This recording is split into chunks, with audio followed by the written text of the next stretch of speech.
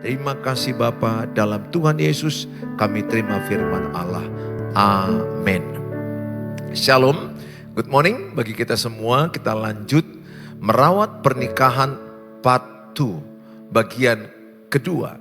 Merawat pernikahan di part 1, saya sudah jelaskan sebuah rumah kalau tidak dirawat maka rumah itu akan berbagai macam hal yang tidak kita inginkan akan muncul. Ada sarang laba-laba, tikus, kecoak akan bertambah-tambah dalam rumah. Demikian juga taman yang indah, taman yang penuh warna-warni, kalau tidak dirawat maka tumbuh lalang, maka akan ada hal-hal yang akan terjadi yang tidak kita inginkan sehingga hilanglah keindahan taman atau hilanglah keindahan dalam rumah kita. Artinya dalam dunia ini semua perlu dirawat. Wajah ibu perlu dirawat, kesehatan bapak perlu dirawat, semua perlu dirawat. Tidak ada yang perlu dirawat, tidak ada yang tidak perlu dirawat, semuanya perlu dirawat. Nah, sering sekali orang lupa merawat pernikahan. Ini masalahnya. Tadi kan saya bilang dari awal, kalau tidak merawat pasti lama-lama akan menurun. Apapun yang tidak dirawat, tubuh kesehatan kita nggak dirawat pasti menurun. Maka pernikahan yang tidak di-maintain, pernikahan yang tidak dirawat, pernikahan yang tidak diperhatikan, cintanya apakah masih bagus atau udah mulai menurun. Kalau tidak dirawat, percayalah bahwa pernikahan itu sedang menuju penurunan. Yang lama-lama nanti stagnasi dan bisa berakibat bercerai. Atau bisa berakibat lahirnya atau adanya orang yang ketiga, perselingkuhan terjadi. Saudara yang saya kasihi, saya mengajak semua kita belajar untuk bagaimana kita merawat pernikahan. Tidak cukup hanya bertahan.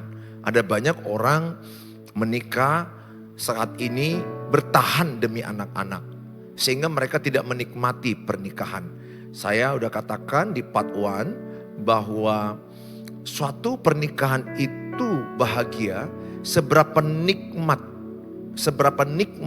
yang kalian rasakan ketika bertemu, ketika bersama. Apakah makin lama kalian merasa semakin nikmat? Saudara yang saya kasihi, ada orang penikmat kopi. Tapi apakah saudara juga menikmati pernikahan saudara? Apakah saudara sudah mati rasa? Atau saudara sudah ingin berpisah karena sudah tidak menikmati lagi? Atau bertahan hanya demi anak-anak? Bertahan hanya demi firman Tuhan saja? Baguslah kalau saudara bertahan demi firman Tuhan, tidak bercerai. Kecuali kematian memisahkan. Tetapi sayang sekali, saudara lewati sehari bersama istri, bersama suami, keluarga, tapi nggak nikmat. Saya tadi olahraga pagi, saya diingatkan Tuhan betapa hidup ini sangat pendek. Kenapa kita nggak belajar menikmati? Orang banyak menikmati kopi sehingga mereka pergi kemana-mana, pencinta kopi, pemburu kopi. Silakanlah, itu baik, nggak ada masalah sepanjang dalam batas yang wajar. Tetapi apakah saudara menikmati rumahmu? Apakah engkau menikmati perjumpaan dengan pasanganmu? Apakah engkau berbahagia kalau jumpa dengan pasangan? Apakah engkau berbahagia kalau jumpa dengan anak-anak? Apakah saudara berbahagia kalau jumpa dengan keluarga mertua? Ada banyak orang gak menikmati lagi hubungan dengan keluarga mertua. Sehingga mereka jaga jarak yang berakibat bisa salah mengerti dan saling kebencian satu sama lain. Saudara, di part 1 saya sudah menjelaskan merawat pernikahan, bagaimana merawat pernikahan, belajar mengekspresikan cinta kepada pasangan. Saya terangkan kemarin ada 5 bahasa cinta, yaitu ada bahasa cinta orang, ada sentuhan.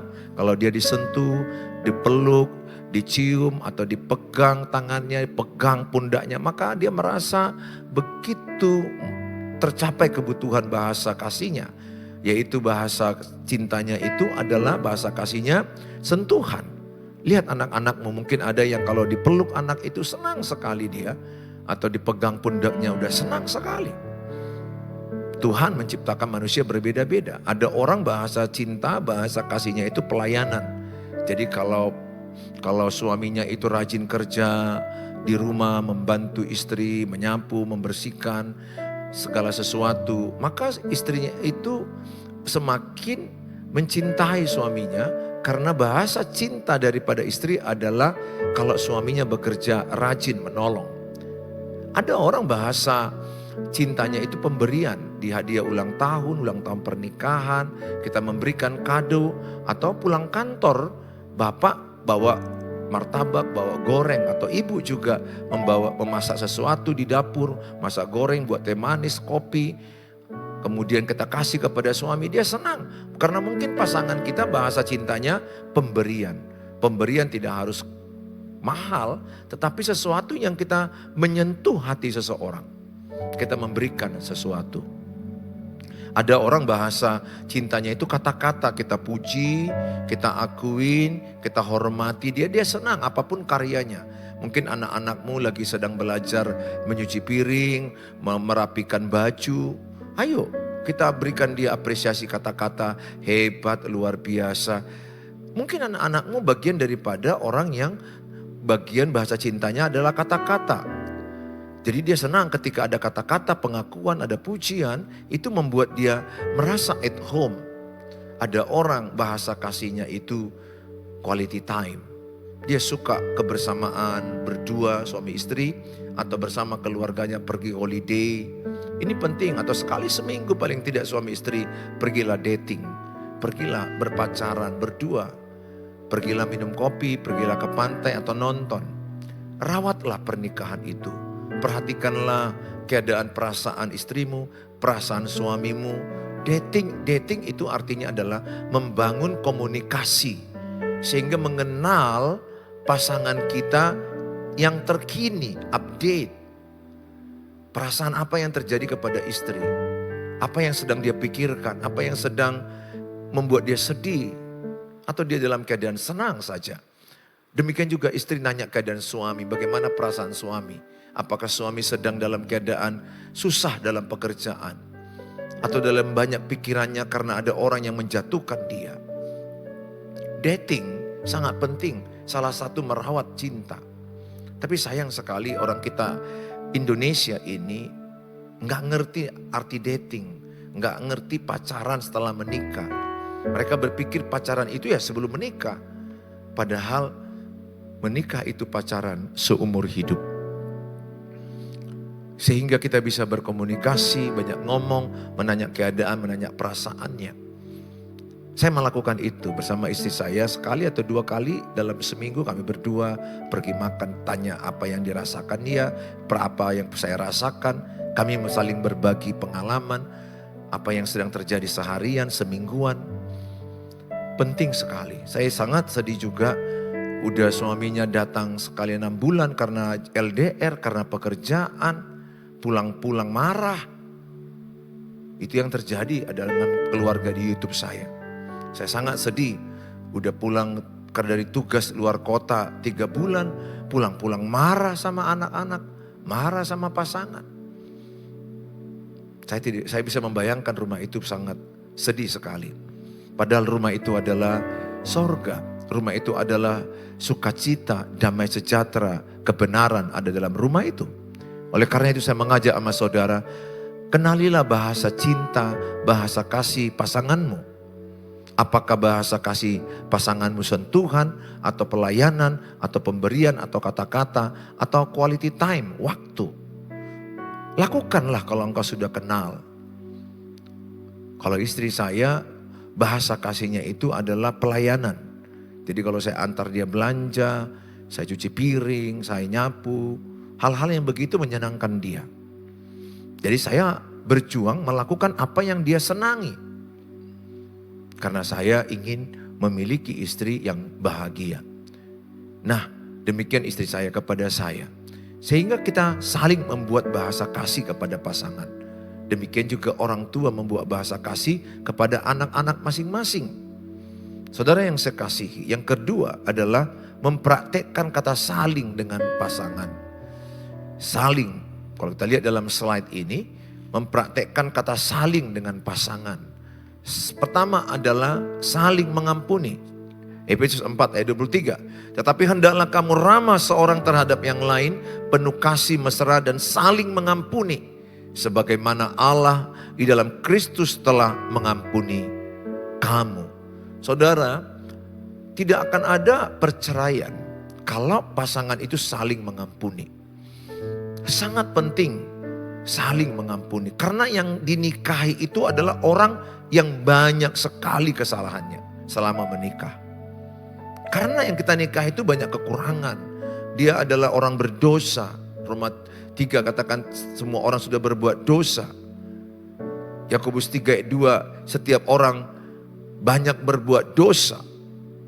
Banyak berbuat dosa itu artinya berkali-kali akan berbuat kesalahan.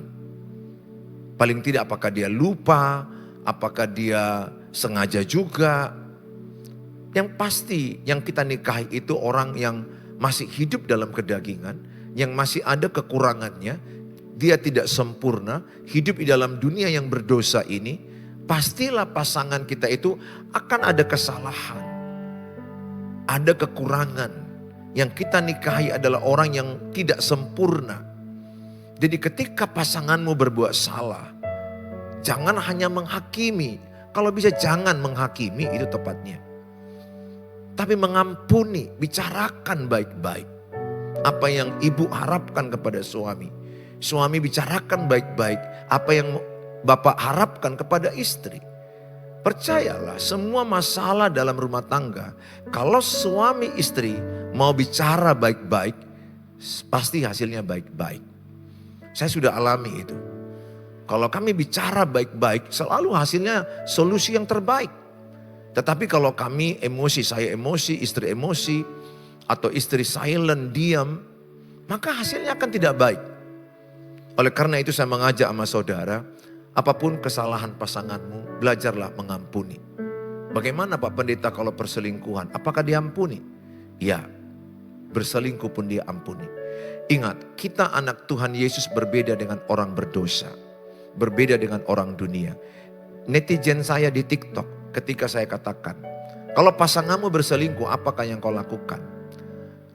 Dominan mereka menjawab, ya 70% menjawab, putuskan, ceraikan, putuskan, ceraikan. Sebagian ada yang menjawab, ampuni kalau dia mau bertobat sungguh-sungguh. Itu yang benar. Ampuni kalau dia mau sungguh-sungguh bertobat. Nah di Alkitab memang kita bisa bercerai karena perzinahan. Perzinahan dimasukkan dalam Matius itu adalah kalau dia tidak mau lagi bertobat. Atau seorang istri melacurkan dirinya terus menerus kepada banyak pria. Nah kalau itu memang memenuhi Alkitab. Kita boleh bercerai. Tetapi kita nggak boleh menikah lagi.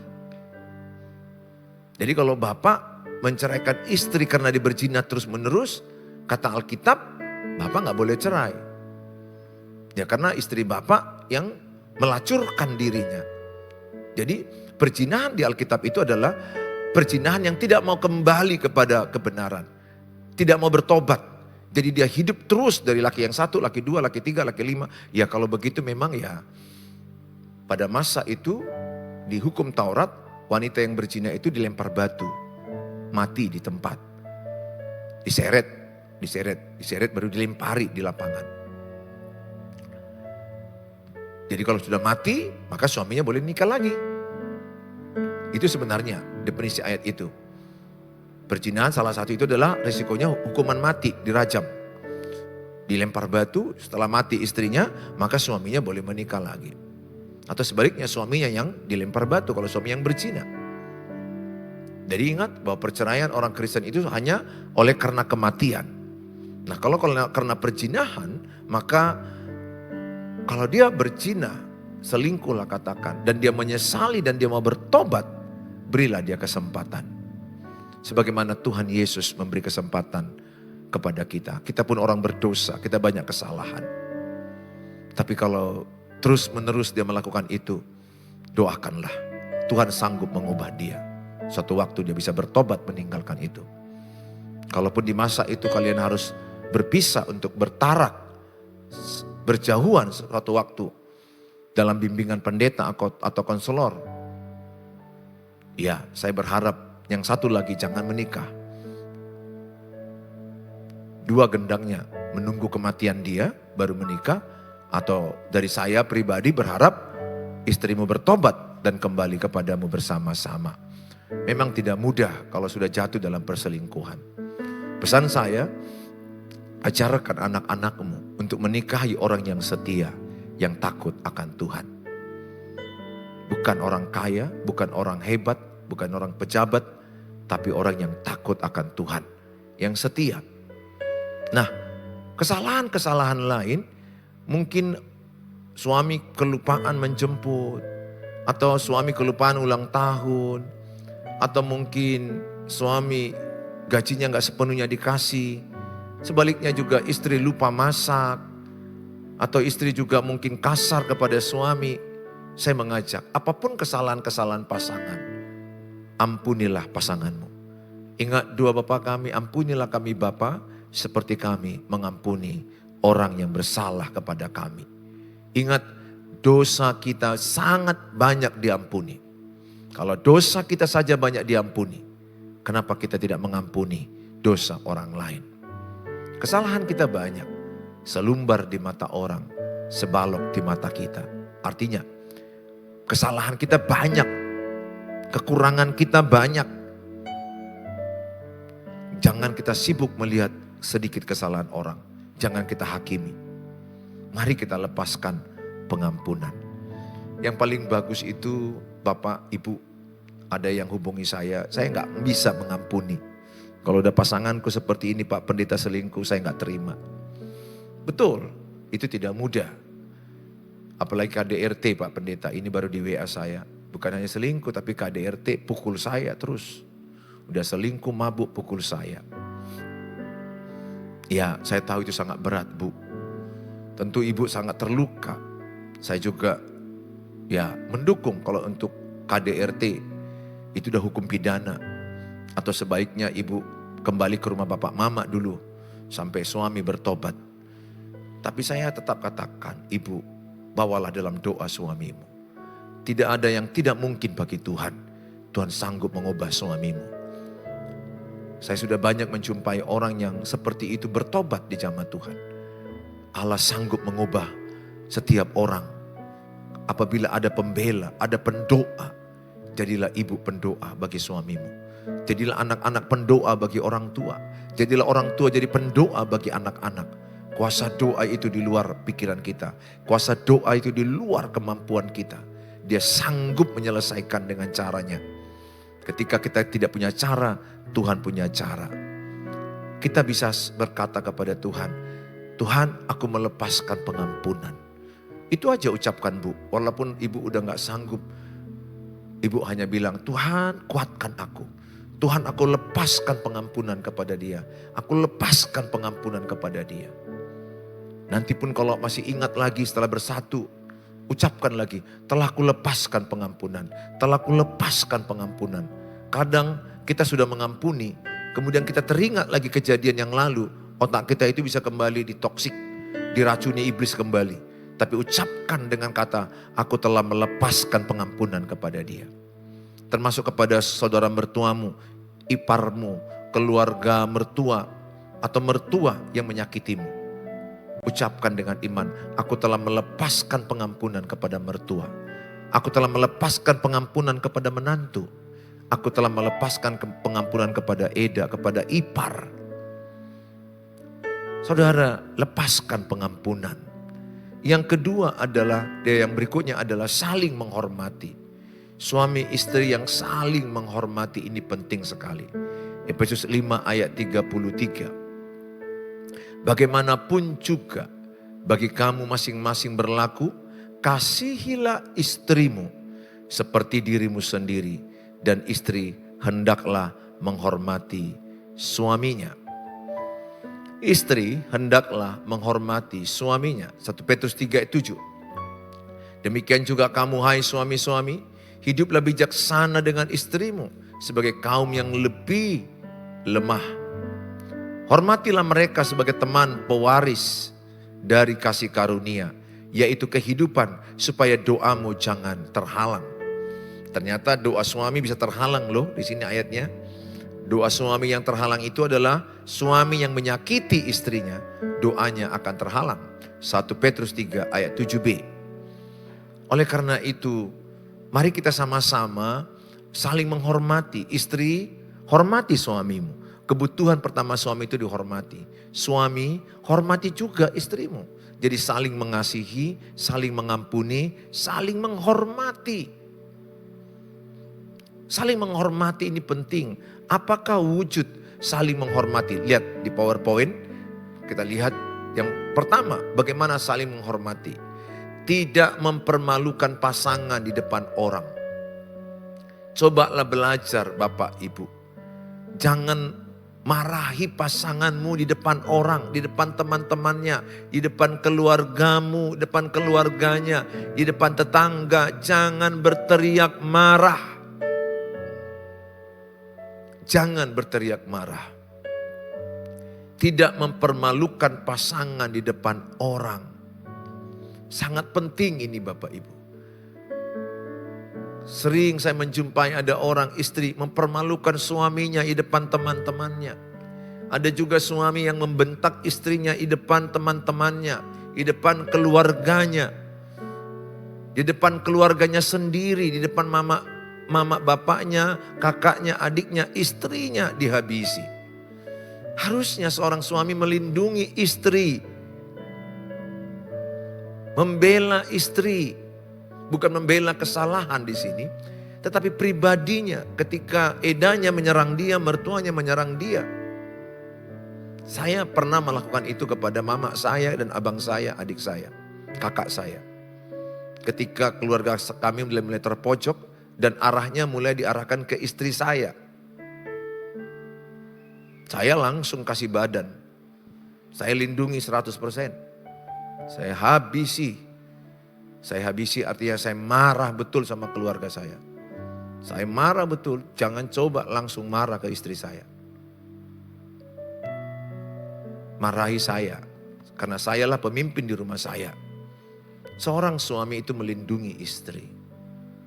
Bukan kesalahannya kita bela ya, jangan salah mengerti. Pribadinya. Kan ada yang bereda ini kadang-kadang kan maki-maki edanya. Ada yang marah kadang-kadang kan tidak terkendali di luar batas. Kadang mertua juga bisa seperti itu.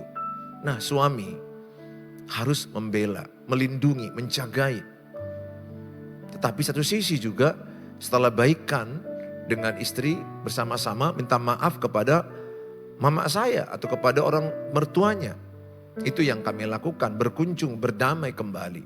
Tidak ada keluarga yang tidak ada persoalan.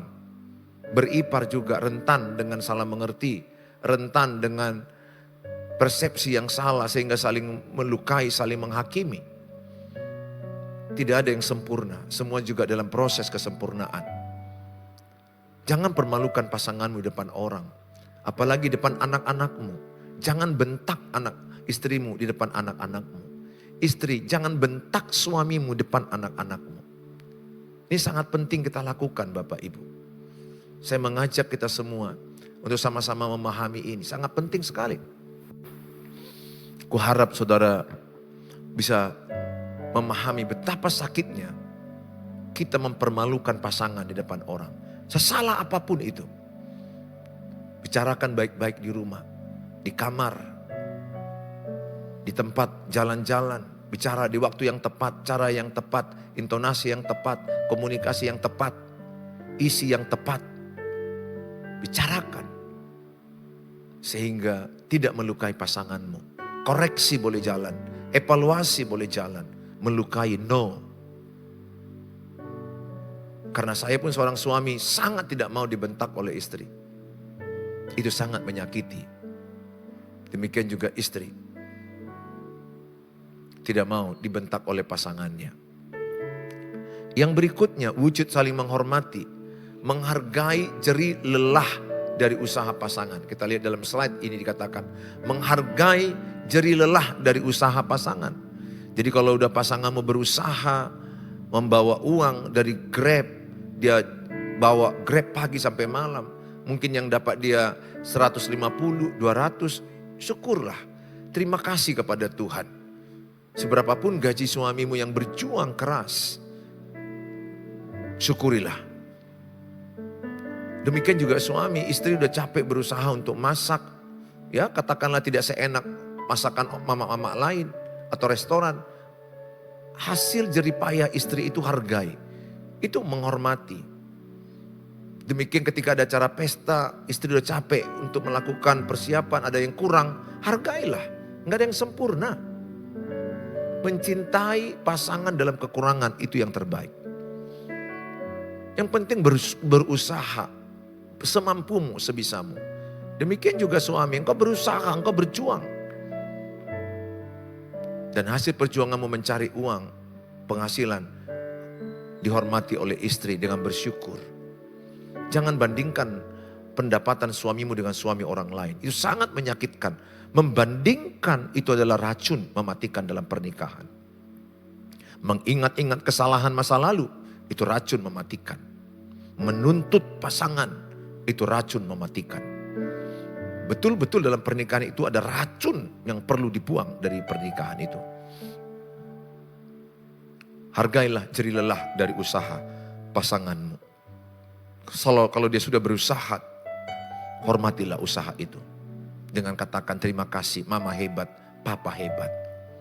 Baru bisa kasih masukan.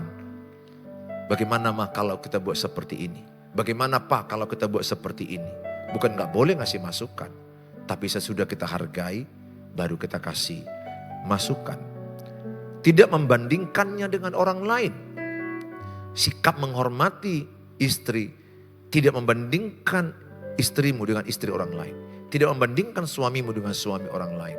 Tidak membandingkan anak-anakmu nomor 1, 2, 3. Tidak membandingkan anak-anakmu dengan keponakanmu, dengan tetangga, dengan orang lain. Tiap orang unik, tiap orang ada kelemahan, ada kelebihan. Tuntun anakmu untuk melakukan potensinya yang terbaik sebisa dia. Pembandingan itu menyakitkan. Yang berikutnya, tidak melakukan KDRT. Jangan melakukan KDRT. Jangan pernah pukul istrimu. Jangan pernah pukul suamimu. Jangan lakukan KDRT. KDRT itu termasuk pidana.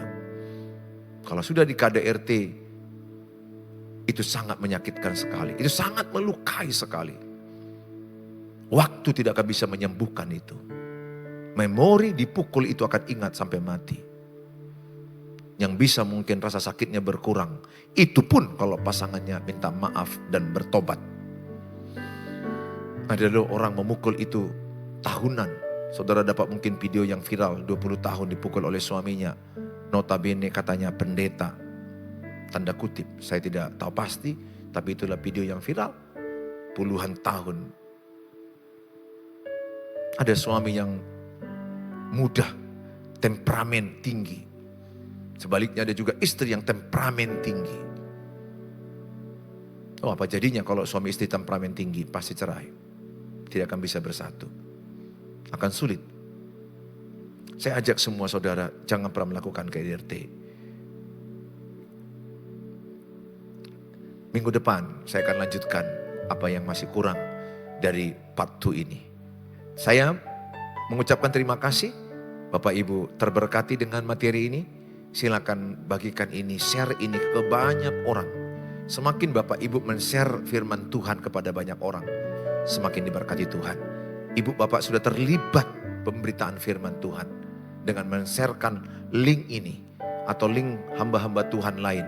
Beritakan lewat HP-mu ke grup-grup WA, grup keluarga, supaya mereka terberkati bagaimana memelihara pernikahan. Tuhan Yesus memberkati kita. Kalau saudara ingin konseling di 0811 63 73 47. Tapi di chat aja dulu karena jadwal saya sudah makin padat. Apalagi menjelang Natal ini. Saya berjuang untuk bisa telepon atau jumpa. Atau paling tidak di chat kita saling membalas. Tuhan Yesus memberkati saudara. Mari kita berdoa. Bapa di sorga, dalam nama Tuhan Yesus kami bersyukur buat materi yang sangat memberkati kami dari firman Allah. Bagaimana kami saling menghormati, saling mengasihi, saling membangun dalam pernikahan. Bagaimana kami harus merawat pernikahan kami, supaya pernikahan kami makin lama makin manis, makin nikmat, makin bahagia, makin harmonis. Kami sadar kami masih jauh daripada kesempurnaan dalam pernikahan. Banyak kekurangan, banyak kelemahan, banyak hal yang perlu kami pelajari. Berkatilah anak-anakmu yang menyaksikan tayangan ini, sehingga pernikahan mereka terawat lebih baik, lebih baik, lebih baik. Kalau pernikahan terawat lebih baik, anak-anak tentu juga lebih baik, lebih baik, lebih baik. Pernikahan yang sehat melahirkan anak-anak sehat. Pernikahan yang kuat melahirkan anak-anak yang kuat. Oleh karena itu hamba mau berdoa, mampukanlah Bapak Ibu yang menyaksikan ini untuk melakukan kebenaran firman Allah. Kuatkanlah yang lemah, berikanlah semangat kepada yang putus asa. Terpujilah Engkau Tuhan Yesus sekarang dan selama-lamanya. Mereka yang sakit juga kami doakan supaya Tuhan mengurapi obat-obat yang mereka makan. Jadilah kesembuhan bagi mereka. Mereka yang berkesusahan keuangan pekerjaan, Tuhan menolong mereka sehingga usaha dan keuangan pekerjaan mereka bisa mengalami pemulihan, kenaikan oleh karena pertolongan Tuhan. Terima kasih Bapa, berkati semua kru tim yang ada bersama-sama Menara Doa Pagi. Kami tetap bisa membawa suara Tuhan lewat acara Menara Doa Pagi. Dalam nama Tuhan Yesus kami berdoa. Haleluya. Amin.